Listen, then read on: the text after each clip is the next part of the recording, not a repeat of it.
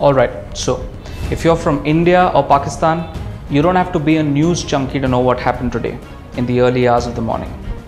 And what happened was significant. Because after the Pulwama attack on 14 February, in which over 40 CRPF personnel were martyred in a suicide bombing attack carried out by Pakistan-based Jaish-e-Mohammed, there was plenty of talk about how India was going to retaliate, essentially what steps it was going to take. And then today, reportedly at around 3:30 AM, we hear that India struck the biggest training camp of JeM in Balakot. Now, where is Balakot? It's inside Pakistan territory. And that should itself give you an indication how much things have changed. The official statement of the Foreign Secretary released today said that a very large number of JeM terrorists, trainers, senior commanders and groups of jihadis were eliminated, and that the facility at Balakot was headed by Maulana Yusuf Azhar, who is JeM chief Masood Azhar's brother-in-law.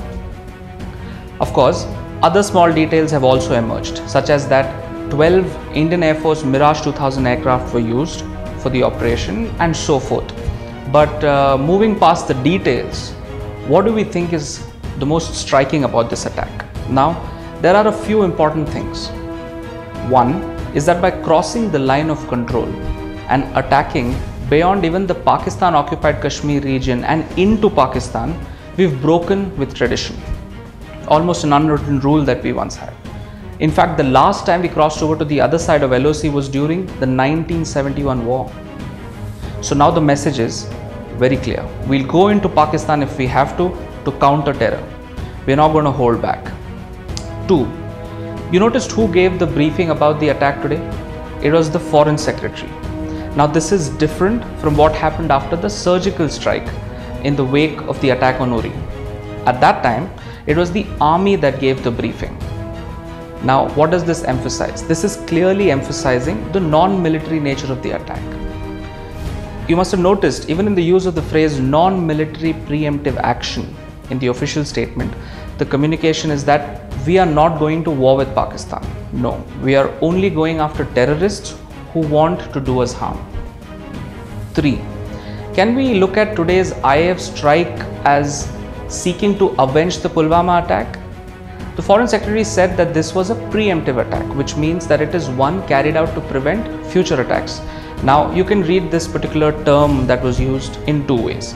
One is a signal that we won't sit back and wait for things to go wrong in order to then retaliate. If necessary, we will take advance action to protect ourselves.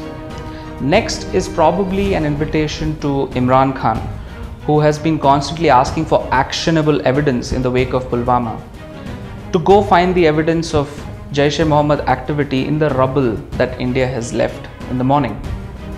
There is also a clear message that India is just protecting itself. It is not interested in starting anything. It is not keen on any misadventures of any kind.